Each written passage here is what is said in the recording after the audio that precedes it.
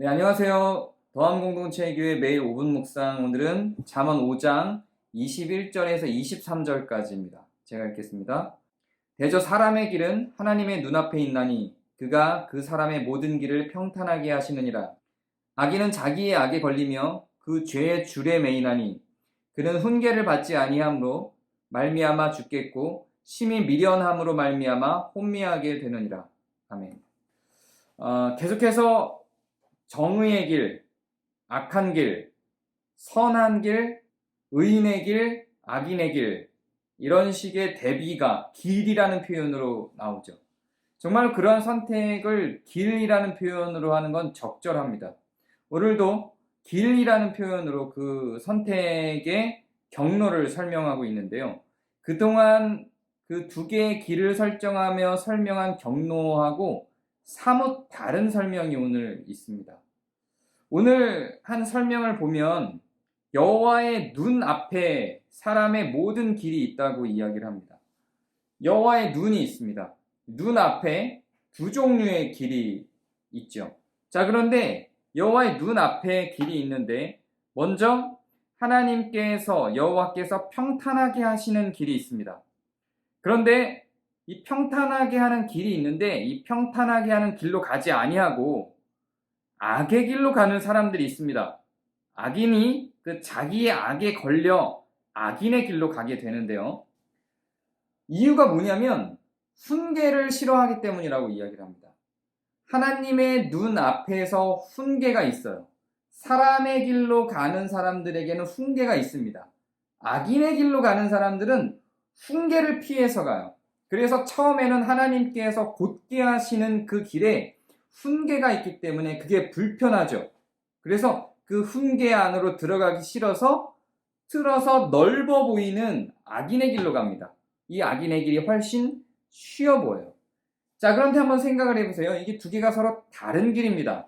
사람은 자기가 걸어간 길만 알고 있지 다른 사람이 실제로 가고 있는 길에 대해서는 알지 못합니다. 이게 굉장히 잠언이 중요하게 설명하고 있는 부분이에요. 곰곰이 잘 생각해 보셔야 합니다. 나는 내 길에 대해서는, 내가 걸어온 길에 대해서는 잘 압니다. 그런데 다른 사람 길은 몰라요.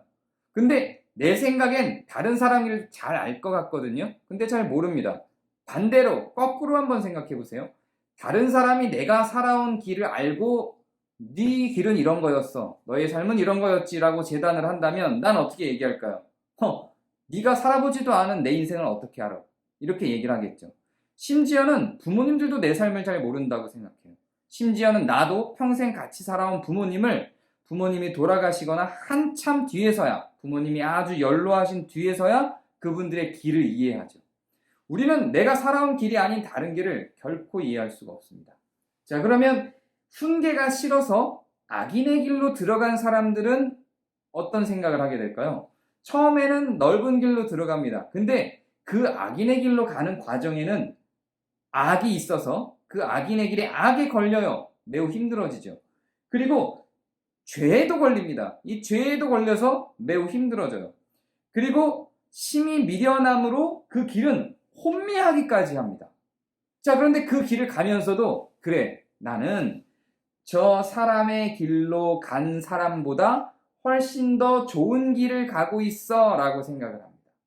여기에는 이렇게 혼미해진다고 내가 물질을 잃어버리고 권력을 잃어버린다는 걸 의미하는 게 아닙니다. 처음에 들어갈 때 가졌던 물질, 권력 다 있으나 그 길로 들어간 사람들은 사실은 악에 걸리고 죄에 걸려 혼미한 길을 가고 있으면서도 내가 쟤네들보다 나아 라고 생각을 하는 겁니다. 그 안에는 탐욕, 욕심, 그 탐욕과 욕심으로 가득 찬 마음 때문에, 그 악한 마음과 악인들이 가는 길의 경로 때문에 굉장히 힘들고 늘 긴장하지만 내가 차라리 훈계를 받으며 사람의 고든 길로 간 쟤네들보다 훨씬 더 좋은 인생을 살고 있어 라고 착각을 하게 됩니다. 왜냐하면 자기가 간 길만 알기 때문에 그렇습니다. 다른 사람이 간 길은 모르죠. 그거는 반대에도 마찬가지 상황입니다. 훈계를 감내하면서까지 고든 길, 바른 길로 간 사람들이 있죠. 하나님이 만들어주신 곧고 바른 길로 간 사람들이 있습니다. 이 사람들은 바르게 가요.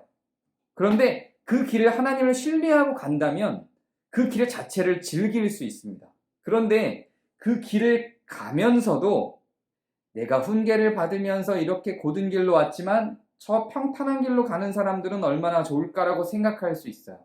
그래서 같은 길을 가지만 같은 길을 가면서도 기쁘게 갈 수도 있고 기쁘지 않게 갈 수도 있어요.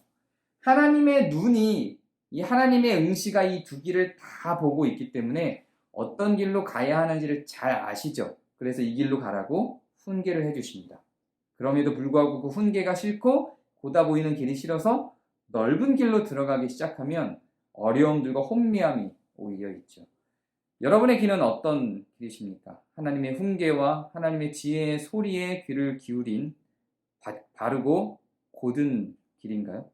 오늘 한번 잘 생각해 보시는 하루가 되시길 바랍니다. 감사합니다.